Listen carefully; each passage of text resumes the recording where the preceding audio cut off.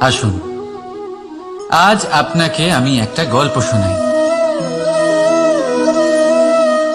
একবার এক চক্ষুহীন মানুষ মন্দিরে গেল ঈশ্বরের দর্শন করার জন্য। এবারে যখন ওখানে উপস্থিত লোকেরা জানতে পারল যে এই ব্যক্তি চক্ষুহীন, তখন কিছু লোক তাকে উপহাস করতে শুরু করে দিল।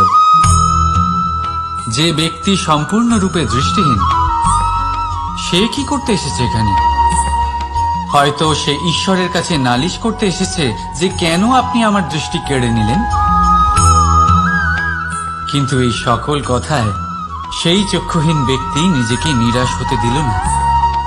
সে হাসল আর শুধুমাত্র একটাই কথা বলল সে, মানলাম যে আমার ভাগ্য আমার থেকে আমার দৃষ্টি কেড়ে নিয়েছে, কিন্তু আমি অভাগা নই, কারণ আমার ঈশ্বর,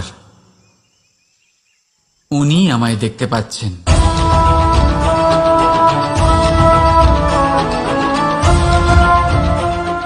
তাই মনে রাখবেন, দৃষ্টি নয়, দৃষ্টিভঙ্গি আবশ্যক। যদি আপনার দৃষ্টিভঙ্গি শুভ হয়, তাহলে অশুভর মধ্যেও আপনি শুভ দেখতে পাবেন। আর মন প্রসন্ন হয়ে বলবে, রাধা রাধা।